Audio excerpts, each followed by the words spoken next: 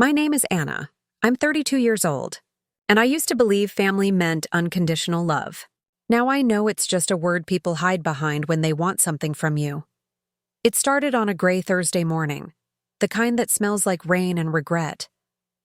I was sitting in our small kitchen, the kind of place where the walls hear everything. A chipped mug of lukewarm tea sat untouched beside me. The ultrasound photo lay on the table, the glossy edges catching the weak light. That was the day I decided to tell my husband's family I was pregnant. We'd been trying for years. Endless doctor visits. Tears. Hope, then heartbreak, then more hope. And finally, it happened. When I saw those two pink lines, I cried so hard I laughed. My husband, Ethan, lifted me up, spinning me around the living room. He kept saying, "You did it, Anna, you did it." But the truth was, we did it. Together. For once, I thought everything would change. I didn't know it was the beginning of everything falling apart. A week later, we drove to his parents' house. His mother, Linda, opened the door, her perfume thick enough to choke on. Her lips pressed into a tight line before curling into that smile she used when she wanted to seem kind. "Well, look who's here," she said. "Didn't expect a visit." Her eyes flicked over me, scanning, judging. I'd worn a simple dress, soft blue, modest. I thought maybe today she'd see me differently. Not as the outsider who stole her son, but as the woman giving her a grandchild. I smiled, holding Ethan's hand a little tighter. "I actually have some news," I said, my voice trembling with excitement. "We're expecting." For a second, the room went still, then her eyebrows shot up. "Expecting?" She blinked, then forced a laugh. "Oh, wow. That's unexpected." Ethan's father, Richard, barely looked up from his tablet. "Congratulations," he muttered, scrolling through something more important than his first grandchild. And then there was her. Emily. Ethan's younger sister. 27, single, free-spirited, with a smirk that could cut glass. "Wow," Emily said. "Guess we'll have to cancel our summer trip then, huh?" She chuckled, glancing at her mother. "Can't be going to Italy while there's a baby on the way." I laughed weakly, trying to play along. "Don't worry, I'm not expecting anyone to cancel plans." But inside, something stung. It wasn't what they said, it was how they said it. Like my pregnancy was an inconvenience, like I was an inconvenience. Weeks passed. Ethan was overjoyed, planning names, painting the nursery in warm yellows and whites. He wanted his family to be involved. "They'll come around," he kept saying. I wanted to believe him, so I suggested a baby shower. It wasn't even my idea at first. My mom had brought it up over the phone. "Sweetheart, it's your first baby," she'd said. "You deserve to be celebrated," and she was right. So one Sunday over lunch, I mentioned it to Linda. Her reaction was instant. She set down her fork, folded her napkin, and sighed. "Oh, Anna, we'd love to, but here it came. We just can't afford anything like that right now." Her words were smooth, practiced, almost rehearsed. "Things are tight, you know," she continued. "Your father-in-law's business has been slow, and Emily's, well, between jobs again." I nodded slowly, trying not to show disappointment. "Oh, of course. I understand. But the truth? I didn't. We weren't asking for much. Just a small gathering, some cake, decorations, laughter. Something to mark the moment." Ethan looked at his mom, confused. "Mom, it doesn't have to be fancy. Just family," Linda shook her head. "Honey, even small things cost money. You know how it is." And that was that. They changed the subject before dessert, as if my baby, our baby, it wasn't worth celebrating. That night, I sat on the edge of the bed, staring at my reflection. My hands rested on my belly. I whispered to the tiny life inside me, "You deserve better." Ethan rubbed my shoulders. "Don't take it personally. They're just practical." "Practical," I repeated. "Is that what you call it?" He sighed. "You know how my mom is. She means well." No, she didn't. Linda meant control. She meant appearances. She meant making sure I never forgot where I stood in their hierarchy. Below her. always. Still, I stayed quiet. For him. The following month, I busied myself with the nursery. Friends from work offered to help throw a small shower anyway. Nothing fancy, just love. The kind of thing that doesn't need a price tag. And then, one ordinary Thursday afternoon, I saw something that cracked me open, half distracted. I was scrolling through Instagram when a photo stopped me cold. There they were. Linda, Richard, and Emily, all dressed up, standing beneath a silver balloon arch. A pink and gold sign behind them read, "Congratulations, Emily." Emily, my sister-in-law. The caption said, "So proud of our girl for her new business launch." We couldn't be happier. Hundreds of dollars worth of flowers, catered food, matching outfits. It was all there. I stared at the screen until my vision blurred. My hands shook. My chest tightened. They said they couldn't afford my baby shower, but they could throw a party for Emily's online boutique, which, as far as I knew, hadn't even sold a single thing yet. That was the moment something in me changed. The hurt didn't hit like a punch. It was quiet, cold, slow, like a tide rising around me, inch by inch, until I couldn't breathe. That night, Ethan came home late. I showed him the photo. He frowned. "Wait, when was this?" "Yesterday," I said. "They didn't even tell us." He stared at the phone, jaw tightening. "I'll talk to them," but I stopped him. "No," he looked at me, confused. "No," I shook my head. "Don't say a word." Because I wanted to see what they'd say to me. 2 days later, Linda called. Her voice was bright, almost fake sweet. "Oh, Anna, I was going to tell you about the little get-together. It was last minute. Emily just needed some encouragement." "Encouragement?" I repeated. "Well, yes," she said. "It's not like a baby shower or anything. It was more of a support event," I almost laughed, "with catered food, a banner, and a live band." Silence. Then her tone shifted, colder. "Anna, I don't appreciate your attitude. And I don't appreciate being lied to," I said quietly. For a moment, I thought I heard her inhale sharply. Then she said, "I think you're overreacting. You're pregnant. Hormones, you know." That sentence, that one, was the nail in the coffin. I hung up before she could say another word. That night, I couldn't sleep. I lay awake staring at the ceiling, replaying every conversation, every subtle jab, every moment I'd swallowed my pride to keep the peace. Ethan turned toward me. "You okay?" I forced a smile. "Yeah, just thinking." He reached for my hand. "They'll come around." They always do.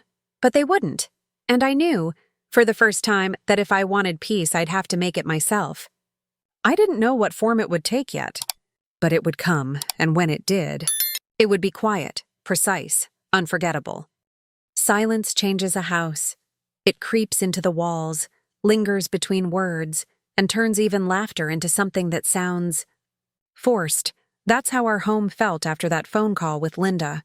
Quiet, heavy, like the air itself was waiting for me to break. Ethan tried. I'll give him that. He'd bring me tea, rub my back, talk about names, Lily if it was a girl, James if it was a boy. He'd kiss my stomach every night before bed. But even then, his eyes looked tired. Not the kind of tired that sleep can fix. The kind that comes from being caught in the middle. I knew he loved me. I also knew he loved them, and every day I watched him try to pretend those two worlds could still coexist. They couldn't. One morning, about a week later, he came into the kitchen holding his phone. "Mom texted," he said quietly. I didn't answer. "She wants to meet. Just to talk." I looked up from the sink. "Talk? About what?" She didn't say. "Maybe to clear the air?" Clear the air. That's what people say right before they poison it again. Still, I agreed. I told myself maybe she'd apologize. Maybe she'd finally see me. Really see me. As part of the family. Hope is a stubborn thing. We met at her favorite cafe downtown. The kind with marble tables and servers who never smile. She arrived 10 minutes late, sunglasses on, a designer bag swinging from her arm. "Anna," she said warmly, kissing the air beside my cheek. "You look tired, dear." "I'm pregnant," I said, forcing a smile. "It happens," she ordered a cappuccino. "I just had water." Then she leaned forward, voice soft but sharp enough to draw blood. "I want you to know that we love you, Anna. We really do. But lately, well, there's been some tension." "Tension," I repeated slowly. She nodded. "Between you and the family, and I think it's important we stay united, especially with a baby coming." I waited. "I also think," she continued, "you might have overreacted to the situation with Emily's party." My jaw tightened. "Overreacted?" She smiled like a teacher correcting a child. "It was a small celebration. Hardly a party. You can't compare that to something like a baby shower. Those are bigger." I felt my pulse in my throat. "So it's okay to lie as long as the lie is smaller?" Her expression flickered. Just for a second. Then she sat back. "You know, pregnancy can make women sensitive. Emotional." There it was again. That word. Emotional. Their favorite weapon, I wanted to scream. Instead, I smiled. "You're right. Maybe I am emotional," I leaned closer. "But not because of hormones. Because I've spent 5 years trying to be part of this family, and you still treat me like I don't belong." Her lips parted, but no sound came out. So I stood. "Thank you for the water," I said, and walked out before she could reply. Ethan didn't take it well. When I told him what happened, he pinched the bridge of his nose. "Anna, you can't talk to her like that. She's just trying to make peace." "Peace?" I said, incredulous. "She accused me of overreacting because I didn't like being lied to." "She didn't lie," he said quickly. "She just didn't tell you." I stared at him. "That's what lying is, Ethan." He ran a hand through his hair, frustrated. "You're twisting things." And just like that, the first real crack split between us. Not loud. Not dramatic. Just quiet. I think that's how most love stories die. Not with shouting, but with silence. Days turned into weeks. I started keeping to myself, spending more time in the nursery. It was my safe place. Walls painted sunshine yellow, white curtains swaying in the afternoon light. Sometimes I'd just sit in the rocking chair and talk to the baby. Tell it about all the places we'd go. The things I'd teach it. The kind of mother I wanted to be. The kind that protected her child, no matter who she had to stand against. One evening, while Ethan was at work, I heard my phone buzz. A message from Emily. "Hey Anna, heard you're upset about the party. Didn't think it was a big deal, LOL." I stared at the screen. Another buzz. "Mom said you might be having one of your moods again. Hope you're not mad at me. 3. One of my moods. Something snapped inside me. I typed back, "Don't worry, Emily. I'm not mad. I'm just taking notes." Then I turned off my phone. A few days later, Ethan came home looking nervous. He stood in the doorway, rubbing his palms together. "Mom's planning something," he said quietly. I froze. "Planning what?" He hesitated. "A joint family dinner. She wants to make it up to you." I narrowed my eyes. "Why does that sound like a trap?" He sighed. "It's not. She just wants everyone to be together again." No tension. I should have said no. But curiosity, and maybe something darker, made me say yes. On the night of the dinner, I wore a simple white dress. My belly had started to show, and for the first time I felt proud of it. Like proof that something beautiful could grow from chaos. Linda opened the door with that same tight smile. "Oh, you look radiant," she said. "Pregnancy suits you." I could almost taste the insincerity. The table was set with candles and fine china. Emily was already there, sipping wine, smirking. "Water for the mom-to-be," she said, sliding a glass toward me. "Thanks," I replied flatly. Dinner started civilly enough. Small talk, forced laughter. But then, halfway through the meal, Linda set down her fork and looked at me. "Anna," she said sweetly, "I wanted to bring something up. Just so we're clear before the baby comes." I looked up, already bracing myself. "We've been talking, and we think it would be best if you delivered at the family hospital." "The one we've always used? The one 40 minutes away?" I asked. She nodded. It's tradition, and I'd feel more comfortable knowing the family doctor is handling everything. I swallowed hard. I already have a doctor, Linda. Yes, but he's not family. I smiled coldly. Neither are you. Emily coughed, trying to hide a laugh. Richard cleared his throat. Ethan looked between us, panicked. Okay, let's all calm down. But I was calm. Too calm. And that scared even me. Linda's face hardened. You know, Anna, I've tried to be patient with you. But you keep pushing us away. I met her gaze. Maybe because every time I let you close, you stab me in the back. Her chair scraped against the floor as she stood. You're being dramatic. I stood too. No, I'm being honest. And just like that, the dinner was over. Later that night, Ethan and I argued again. He paced the bedroom, running his hands through his hair. Why do you keep doing this, Anna? Why do you have to make everything a fight? Because they keep treating me like the enemy. He stopped, turned toward me. Maybe you should try harder to get along. That one hurt. More than anything Linda ever said. I looked at him, the man I thought I knew.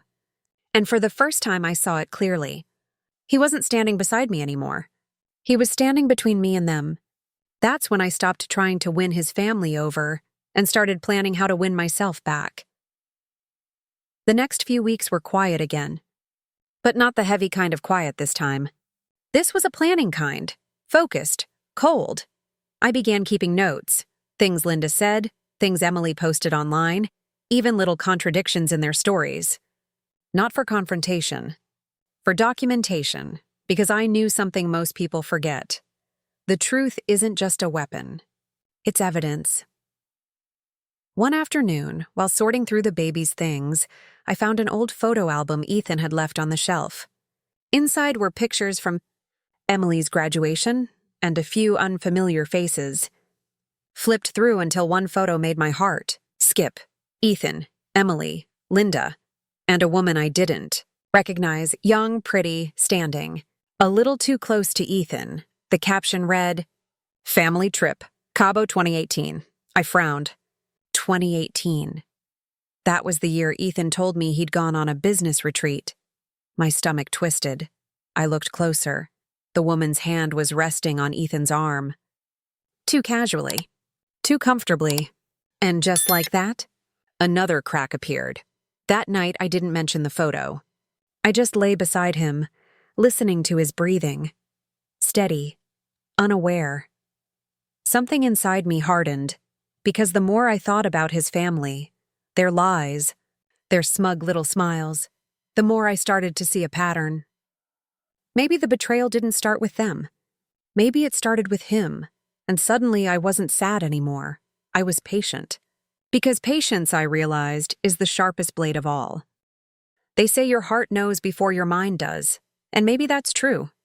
Because even before I saw the messages, I felt it, that hollow ache in my chest. That quiet voice whispering, something isn't right. For weeks after finding that photo, I tried to bury the thought. To tell myself I was imagining things. That it was just a family trip, just an old friend. Just a coincidence, but lies have a smell. Sweet, heavy, and impossible to wash off once you've noticed it. It started small. Ethan began working late, calls he wouldn't take in front of me. Text messages he'd clear before I could see the screen light up. At first, I didn't say anything, because part of me didn't want the answer. Then one night, I walked into the living room after midnight and found him sitting there in the dark. Phone in hand, smiling. That smile used to be mine. Who are you talking to? I asked. He jumped. Jesus, Anna, you scared me. I asked who you're talking to. He hesitated, just long enough to tell me everything I needed to know. Then he said, It's just work stuff. Work, I repeated. At midnight, he sighed. You're paranoid. You've been stressed lately. Maybe it's the pregnancy. There it was again. That word. Pregnancy. Their favorite excuse to dismiss me. I turned away before he could see the tears. Because I knew if I looked at him one more second, I'd break. The next morning, I decided to stop being the trusting wife. If he wanted to hide things, I'd find them. He'd underestimated me. They all had. So I waited, watched, listened. And one afternoon, when he left his laptop open in the kitchen, I finally looked. Emails. Hundreds of them, between him and Emily. Not his sister, Emily. A different one. The woman from the photo. A coworker. The same woman he'd gone to Cabo with. At first, the words didn't register. They looked like static. Then I started to read. I can't stop thinking about that night. Wish things were different. She doesn't understand me like you do. She. That's me. I stared at the screen until my vision blurred. He'd cheated. Not once, not a moment of weakness, but an entire chapter I never knew existed, and worse, his mother knew. I saw the proof in one of the emails. He'd written, "Mom says it's better not to tell Anna. She'll just make it dramatic." My breath hitched. Linda. Always protecting her son, no matter who she destroyed in the process. In that moment, everything fell into place. The judgment. The fake smiles. The sudden tight finances. It wasn't about money. It was about control. About keeping me small, quiet, and grateful for scraps. But I wasn't going to stay small anymore. I didn't confront him. Not yet. That's what he expected me to do. Cry, scream, throw things. No, I wanted to see just how deep it went, so I played my part. I smiled at breakfast. Kissed his cheek before work. Pretended not to notice the extra cologne or the long showers, all while collecting evidence, emails, receipts, photos. Every piece of their deception was carefully tucked away. Because if there's one thing betrayal teaches you, it's patience. About a week later, I got a call from Linda. She sounded cheerful. Too cheerful. "Anna, how's my grandbaby doing?" I swallowed my disgust. "Fine, thanks." "Oh, good," she said. "Listen, I wanted to talk about something special. We're planning a little surprise for Ethan's birthday next week. A family thing. A family thing." "Of course," I said softly. "I wouldn't miss it." I hung up and smiled. Because by then, I already knew how the story would end. The days leading up to that dinner were almost peaceful. I went through the motions, finishing the nursery, folding tiny onesies. Every movement was deliberate, controlled. Like preparing a stage, Ethan noticed the calm. "You seem better," he said one morning, kissing my forehead. "I am," I said. "I finally see things clearly." He smiled, relieved. He had no idea what that meant. The night of his birthday, I wore red. A color I hadn't touched in years. Linda opened the door, her eyes flickering with surprise. "Oh, you look lovely," she said. I smiled. "Thank you. I wanted to make tonight special." The table was set with candles again. The same scene as that disaster weeks ago. But this time I wasn't walking into their game. I'd brought my own Emily. The coworker was there too. Of course she was. Introduced as a family friend. My stomach twisted, but I kept my face calm. Ethan looked nervous when our eyes met, as if silently begging me not to cause a scene. I didn't plan to. Not yet. Dinner dragged on with polite laughter and small talk that buzzed in my ears like static. And then, as Linda raised her glass for a toast, I decided it was time. "Before you start," I said softly, "can I say something?" Everyone turned toward me. Ethan's eyes widened, pleading. "Anna, maybe later." "No," I interrupted gently. "Now." I stood, hands folded calmly over my belly. "I just wanted to thank everyone," I began. "For their love, their support, their honesty." Linda smiled, uneasy. "That's sweet, dear." I met her gaze. "Especially you, Linda. You've been so open with me about everything." Her smile faltered, even about Ethan's trip to Cabo and his little coworker. The room froze. Richard's fork clattered against his plate. Emily, the sister, gasped. Ethan stood up. "Anna, that's enough." But I wasn't done. I took my phone from my purse and placed it on the table. "Do you want me to read them?" I asked softly. "Or would you prefer to explain?" Linda's face drained of color. "Anna, please, this isn't the time." "No," I said, "because it seems like the perfect time to talk about loyalty, about honesty, about what family really means. I begged for your acceptance. I tried to belong. And you, all of you, smiled in my face while you hid knives behind your backs. Ethan reached for me. Anna, you're making a scene. I stepped away. No, Ethan, I'm telling a story. And you started it. You could have heard a pin drop. For once, Linda had no words. Her perfectly rehearsed calm shattered. Ethan opened his mouth, then closed it again. And that silence was better than any apology. I slipped the phone back into my purse. Happy birthday, I said. Then I turned and walked out. That night, I didn't go home. I drove to my mother's house instead, an hour away. When she opened the door, I broke down for the first time in months. She held me until the sobs stopped. I was so stupid, I whispered. She shook her head. No, sweetheart. You were kind, and they mistook kindness for weakness. Her words hit me like a bomb. Because she was right, I wasn't weak, just patient. And patience has an expiration date. Over the next few days, Ethan called nonstop. Texts, voicemails, flowers. I made a mistake. I love you. Let's talk. I didn't answer. Not because I didn't have anything to say, but because I wanted him to feel what I had felt. Silence. Let him sit with it. Let it echo in every corner of that empty house, because sometimes silence is the loudest revenge of all.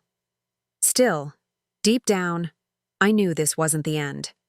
Not yet. This was just the moment the mask fell. Now it was time to make sure they never forgot who they underestimated, and I would do it with grace. With poise. With the same calm they used to humiliate me. Only this time I'd be the one smiling while their world burned. I wasn't the fragile wife anymore. I was the storm they created. I didn't want to ruin them with yelling. I wanted to unmask them with grace. With certainty. With facts laid out like a mirror they couldn't look away from. So I began small, meticulous, surgical. I reached out to people who mattered, not his family, but mine, and friends who had watched me crumble and never once judged. Women who had hosted showers in tiny living rooms, and neighbors who baked for strangers because it felt right. I asked for help. Not money, time, presence, love. Let them see what real looks like, I told them. They showed up. Boxes of hand-knit blankets, little booties, a stack of books that smelled like second chances, a cake with imperfect frosting and a perfect heart. We decorated a backyard under string lights. We put up a banner that read simply, "Welcome, little one. No champagne flutes. No designer balloons. Just people. Warm, messy, whole." I invited the whole neighborhood, colleagues, old friends, women Ethan's family had written off, and I posted, not to shame, but to invite anyone who believed in kindness. The photos went up with captions about real community, about the small rituals that hold us together. They spread slowly. A friend tagged another friend, then a local columnist shared it, moved by the honesty of it all. Meanwhile, I did something else. I sent an anonymous package to a reporter, a neatly bound folder of dates, emails, screenshots, and that Cabo photo. No accusations, just evidence, timelines, a story she could not ignore. I didn't want to destroy them. I wanted to make them visible, to let other people decide who they were. When the column was published, it wasn't sensational. It was sympathetic to betrayal and corrosive loyalty. It named no one. But the details matched.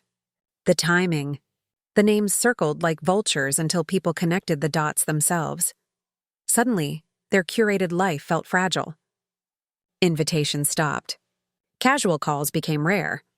The community that had nodded along to their polished smiles began asking questions. Ethan called furious. "How could you—" he began. "I didn't start anything," I said calmly. "I invited people to celebrate a baby. You and your family decided what you wanted to be," he begged, promised, apologized in words that had no weight left. I let him talk. I let him feel the emptiness his choices created. The morning after my shower, the real one, full of laughter and spilled juice and tiny footprints on the cake, Linda's name lit up my phone. She asked to come over, to talk like grown-ups. I wondered which version of herself would show up. The rehearsed matriarch or the woman who'd been caught. I closed the door behind me and sat at the table, the sunlight warm on my hands. I wasn't cruel. I was deliberate. And as I waited for her, I realized something undeniable. Revenge had begun. But it was no longer about them. It was about me, claiming my story, my child, my dignity, and I would not stop until every lie they told about me was replaced with the truth. Linda never apologized. Not in words, anyway. She came that morning, clutching a tin of cookies like it could erase everything. Her eyes were smaller, her voice careful. She said she didn't mean for things to go that far. I just smiled. Neither did I said. Ethan left town a month later.